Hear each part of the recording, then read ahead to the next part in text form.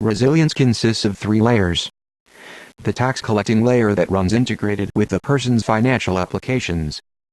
The swarm distribution layer that shuttles welfare around.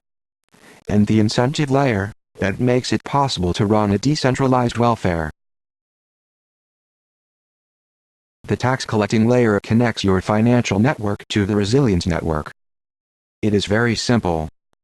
You set values about what currencies you wish to connect, and at what tax rate. You then send data about all your incoming and outgoing transactions for those currencies. Our server generates a list of unsigned swarm distribution payments, and if you sign them, then the transaction is connected to the network. That is all that is required from your financial provider, and from yourself. This is easily automated with scripts, and you can code a client yourself. The tax that you pay is sent directly to the swarm of accounts that are connected via you. The same goes for the tax that is paid by top industries and their distribution vendors.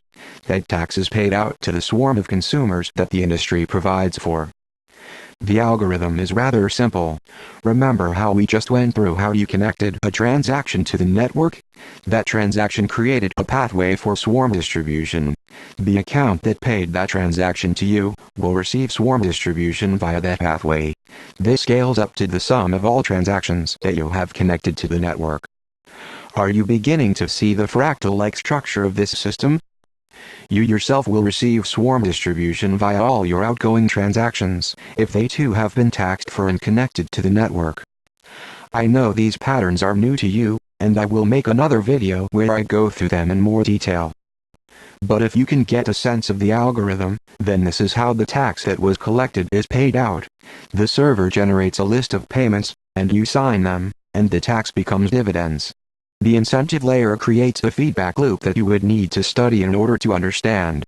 I have uploaded a lot of content that describes it, and you should be able to understand it from that content. This layer behaves like a selection system. Remember when your teachers talked about biology, and how animals select what partners to mate? This layer works the same way. It lets consumers choose what ecosystems they wish to consume from, and the instinct to ensure a livable basic income makes consumers choose industrial ecosystems that have chosen to connect to the resilience network. If seen from your perspective, whenever you buy anything from anyone, you would benefit if they paid taxes, and you would choose to consume from venture ecosystems that choose to pay taxes, because you would want your basic income.